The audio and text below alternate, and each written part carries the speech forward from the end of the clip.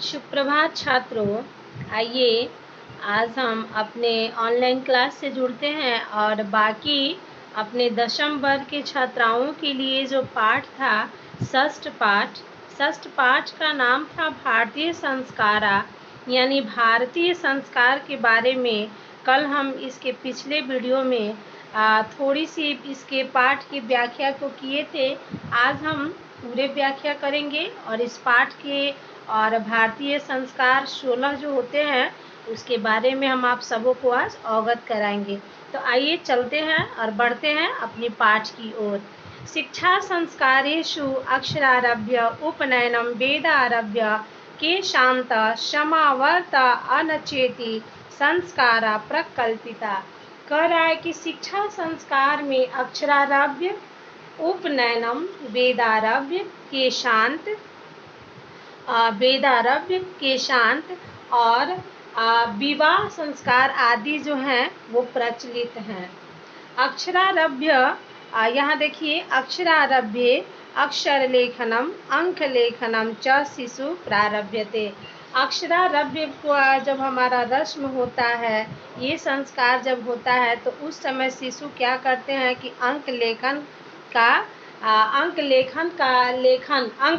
शुरू कर देते हैं, यानी अंकों का लिखना शुरू कर देते हैं। उपनयनम संस्कारस्य अर्थः गुरुणाम शिष्यस्य स्वगृहे नयनम भवति। उपनयन का अर्थ गुरु के पास ले जाने वाले संस्कार होता है। ठीक है। और फिर तत्र शिष्य शिक्षा नियमान पालयन अध्ययनम करोति। फिर गुरु के घर जाने के बाद शिष्य शिक्षा के नियम का पालन करते हुए वहाँ पे शिष्य वेदारभ्य करोति, वहाँ पे ब्रह्मचर्य का पालन करते हैं। यहाँ दिया है प्राचीन काले शिष्य ब्रह्मचारी इति कथ्यते अस्मा। प्राचीन काल में शिष्य अर्थात विद्यार्थी को ब्रह्मचारी कहा जाता था। गुरु गृहे एव शिष्य वेदारभ्य करोति अस्मा। गुरु के आश्रम में ही शिष्य वेद का आरंभ करते थे। वेदानां महत्वं प्राचीन शिक्षायाम उत्कृष्टम मन्यते अस्मा। प्राचीन, देखिए, इसलिए क्या करते थे विद्यार्थी, जब गुरु के समीप जाते थे पुराने प्राचीन शिक्षा के वेदों में, तो उस समय वेद का अध्ययन विशेष महत्व था। उस समय वेदों के अध्ययन का विशेष महत्व था। ठीक है। और बहुत ही खुश होकर के ये शिष्य जो थे गुरु के समीप बैठ के वेदों को जानने के लिए उत्सुक हुआ करते थे। अत्र यहाँ देखिए फिर दिया है कि शांत संस्कारे गुरु गृहे एवं शिष्यस्य प्रथम क्षौर कर्म भवति अस्मा। कह रहा है कि प्राचीन शिक्षा में जो विशेष जो हमारा शिक्षा होता है उसमें क्षौर कर्म जो गुरु के घर में ही जा कर के किया जाता है वो क्षौर कर्म होता है। अत्र गोदान मुख्य कर्म। और इस शिक्षा में दान के रूप में गौ दी जाती थी। ठीक है।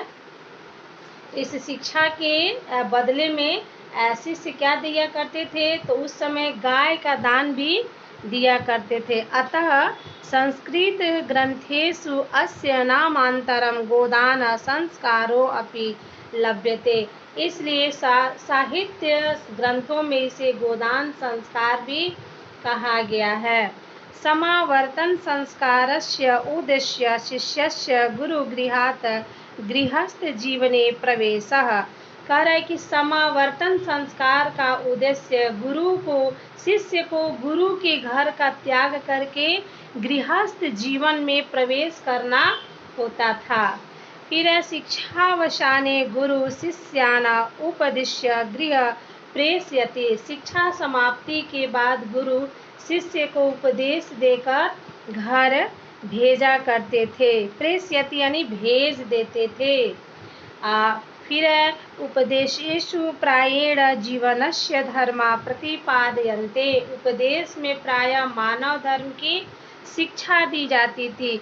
यथा जैसे सत्यवद, सत्य बोलो, धर्माचरा यानी धर्म के अनुकूल आचरण करो, स्व अध्यानात्माम, स्व अध्यानात्माम यानी अपनी विद्वता पर घमंड, प्रमदा, स्व अध्यानात्माम प्रमदा इत्यादि यानी अपनी विद्या पर घमंड कभी मत करो। ऐसा उपदेश शिष्य को गुरु के पास से जब शिष्य आते थे तो गुरु उनको दिया करते थे। विवाह संस्कार पूर्वमेव मनुष्य वस्तु तो गृहस्थ जीवनम प्रविशति, जो हमारा विवाह का जो संस्कार होने के बाद ही व्यक्ति गृहस्थ जीवन का आरंभ करता है। विवाह पवित्र संस्कार मतः यत्र नाना विधि कर्म कांडानि भवन्ति।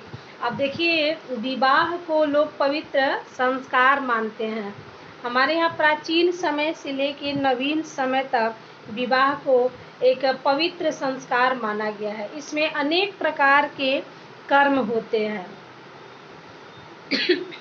तेषु वांगदानम, मंडप निर्माणम, वधूगृहे वरपक्षस्य स्वागतम, वरवध्यो परस्परम निरीक्षणम, कन्यादानम, अग्निस्थापनम, पाणिग्रहणम, लज्जा होम, सप्तपदी, सिंदूरदानम इत्यादि। ये जितने भी संस्कार बताए गए सारे के सारे हमारे विवाह के समय किए जाते हैं। जैसे में देखिएगा, उनमें वाकदानम, मंडप निर्माण, वधू के घर में वर पक्ष का स्वागत।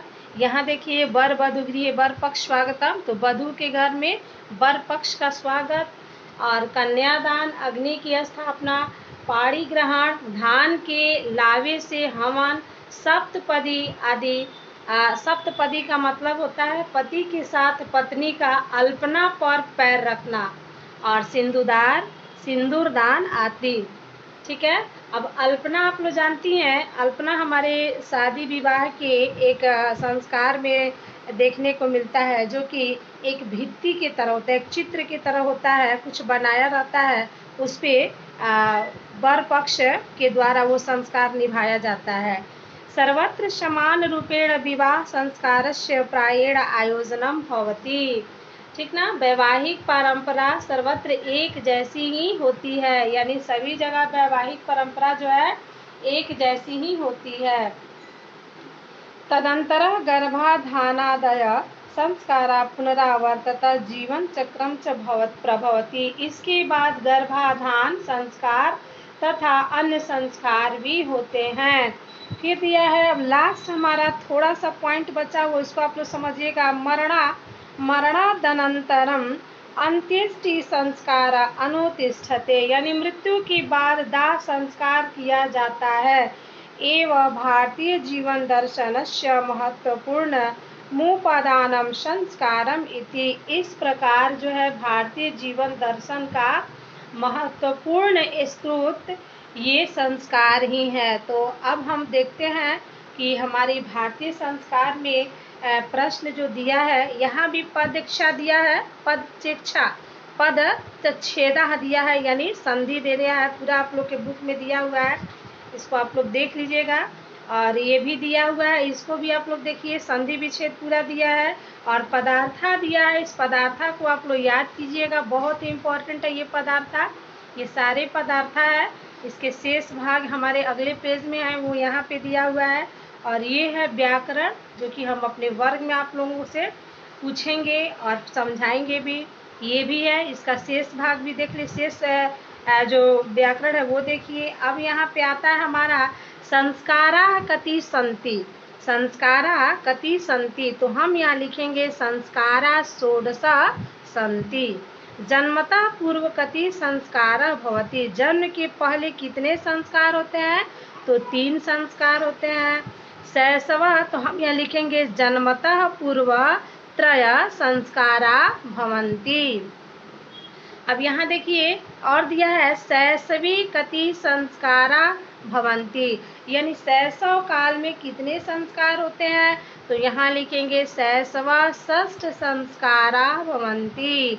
अक्षरारभ्य कीदृशम संस्कार, अक्षरों का आरंभ कैसा संस्कार है, तो हम यहाँ लिखेंगे अक्षरारभ्य शैक्षणिक संस्कार। ठीक है। अब अंगा में देखिए, गृहस्थ जीवनम एक संस्कार का, गृहस्थ जीवन एक संस्कार है, कौन सा, तो विवाह रूप। यहाँ हम लोग लिखेंगे गृहस्थ जीवन से एक संस्कार विवाह रूप। ठीक है, ये मौखिक प्रश्नों का उत्तर हम बता दिए। और देखिए पाठ को इतना अच्छा से हम पढ़ा दिए हैं कि आप लोग को, हम उम्मीद करते हैं कि आप लोग इस पाठ के प्रश्नों को हल करेंगी। कोशिश कीजिए कि अपने से हम कुछ बनाएं और कुछ बेहतर सीखें। ठीक है, और जहाँ नहीं समझ में आता है वहाँ आप मेरे व्हाट्सएप नंबर से कांटेक्ट कीजिए, फिर हमसे संपर्क कीजिए। फिर हम अगले वीडियो में मिलेंगे। तब तक के लिए घर पे रहिए, सुरक्षित रहिए।